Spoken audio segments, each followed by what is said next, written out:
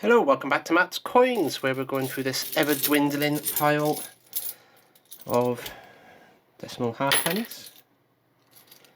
Oh, silver sixpences.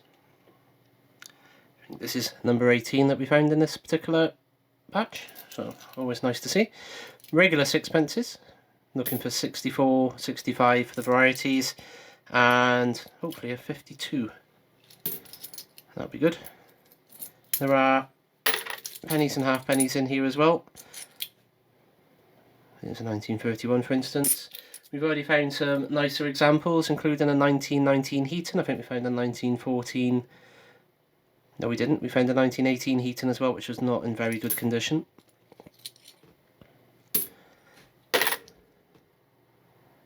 But the main focus on here is just having a look through, extracting whatever silver's in here. I'm looking for those all-important varieties, upgrades, etc. There's a 65, looking for, let's see, a bit more zoom. Kind of wanting that A to be more to a gap. That would be a scarcer variety then. There's an 1891 halfpenny. 1966 2 shillings or florin.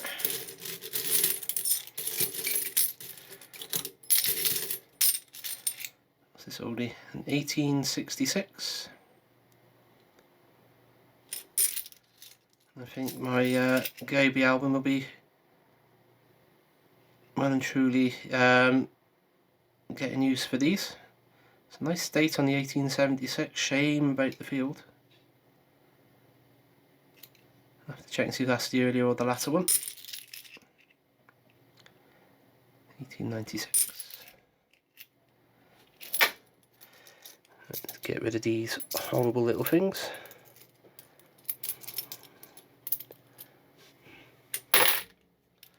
The pennies first. So we've got an 1896, an 1897, always looking out for that little spot. I will check and see if they're high or low tide.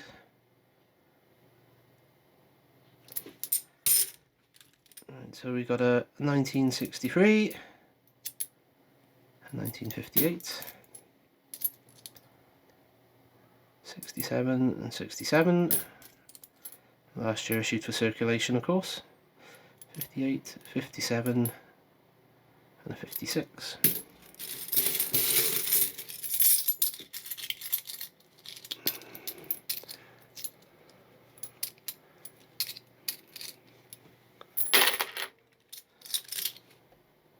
There we go, nice 1920. There are varieties, very rare to see the larger gap on those, but always worth looking out for. You never know, one day you might get lucky. Yeah, A to the gap, common one for the 64. 56 half halfpenny. 58. 54. 97. 1999.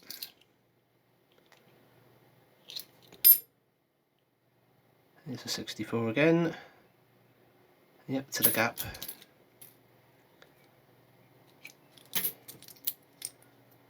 That's 53.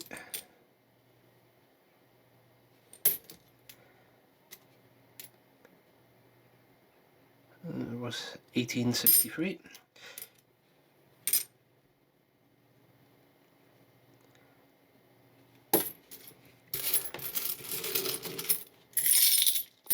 Try not to pick up too many, so it makes it difficult to handle. There's a 1900, 54, 65. Yep, that's the normal one.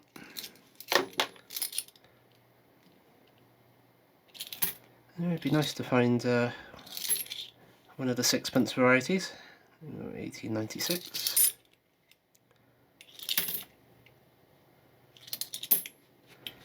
See if I can cut into that light a bit better. There's a 53, another 53, 55, There's a 64.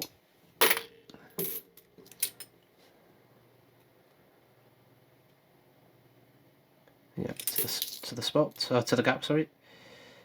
That's a 67. 58. The penny, 1918, no mint mark. I've got coins sticking to my arms where they're not, where they're in my way.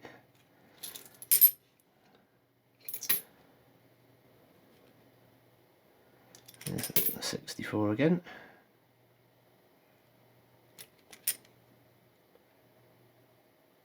Yep, to the gap.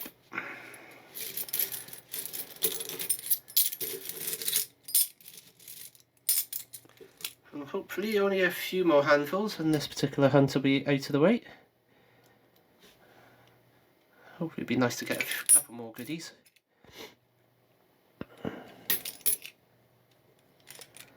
There's an 1891. Pretty decent for something of its age.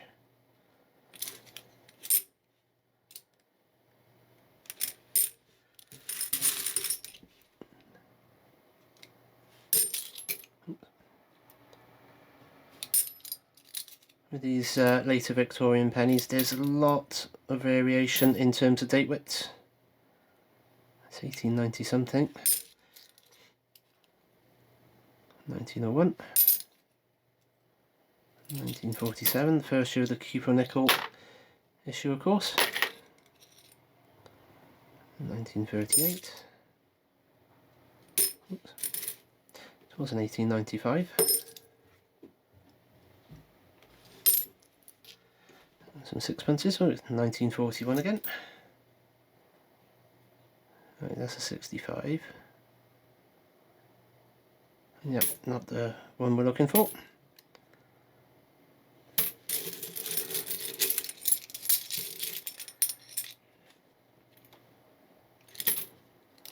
Might be an opportunity to bring up the old Buy Me a Coffee again. I term it, the site's Buy Me a Coffee, I've got it as Buy Me a Beer. We all know full well I will not be buying beer with it. It will all get spent on more of these little tiny things. Not so much tiny, but former currency.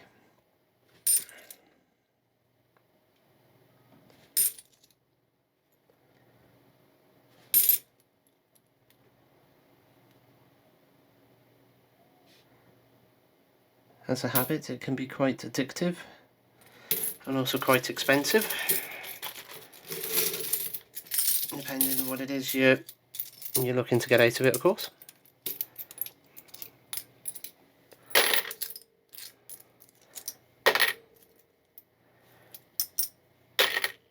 Alright, okay.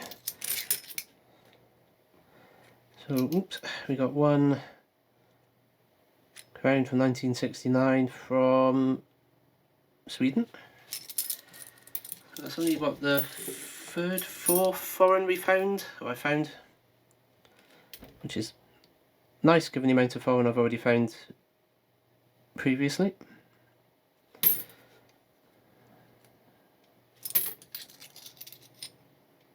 Some more silver, some 1939 sixpence. George's, of course.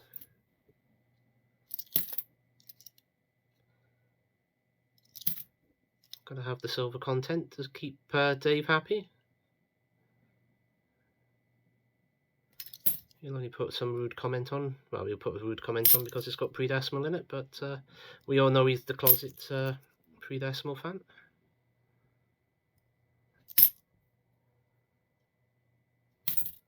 He will come out of the closet one day, won't you, Dave?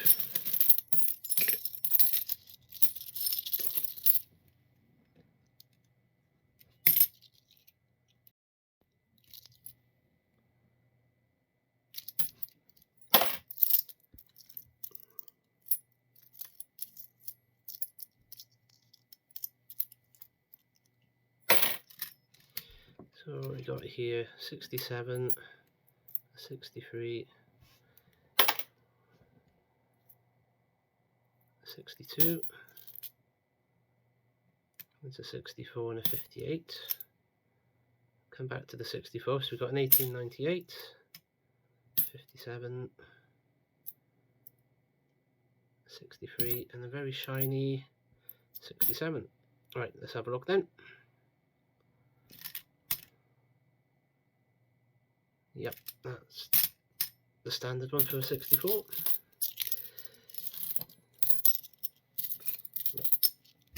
Move everything into the middle here a bit more. There's only a couple more, a handful or two left. And I get the delightful job of going through each and every one of these. Just looking for any of the varieties that I may have missed. Counting up what pennies have been found from what years. Oops. 1917.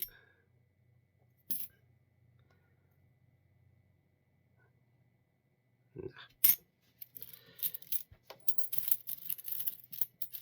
Let's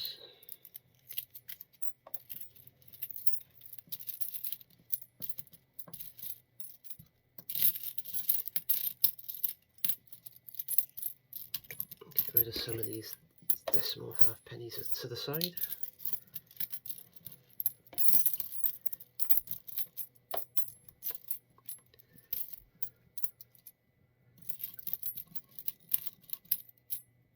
Right, that should help us out a little bit. What's this little disc? We shall never know.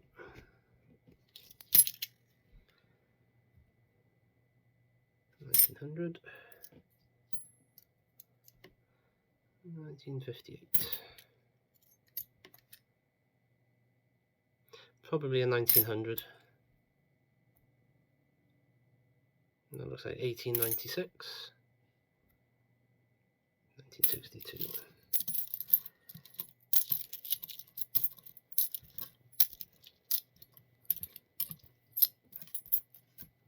Right, okay, so other than this one I've got in my hand,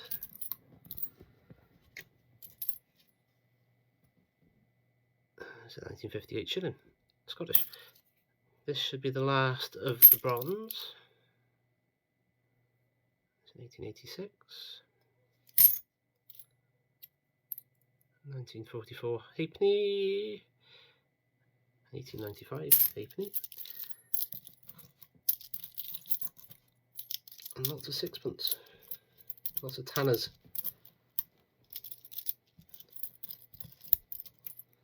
Sadly, in picking these up, I don't see much in the way of silver anymore. Might be wrong.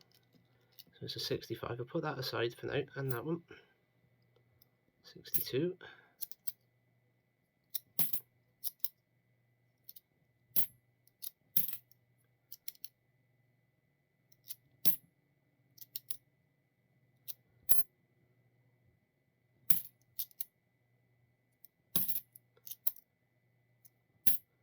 So whilst I'm just going through these this last little handful, before I get on to looking for the varieties on the 64 and 65, if you've got this far and you're not already subscribed, please hit that subscribe button. It doesn't cost you anything. It helps me by telling me there are people that do enjoy my content. Leave me a comment. Let me know what you think.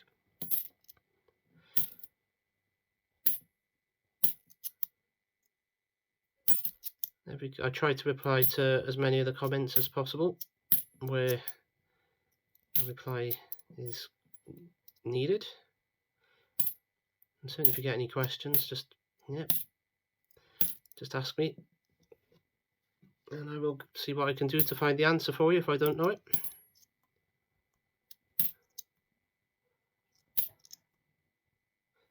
$47.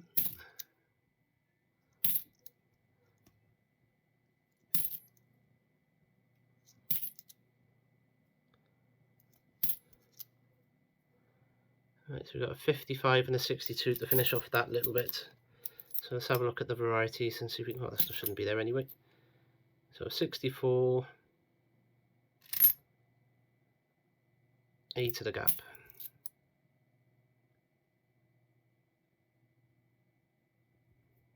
What's that one? Yep, E to the tooth. E to the tooth there, which is right. And E to the gap. So that concludes this particular box. I hope you found it interesting. I shall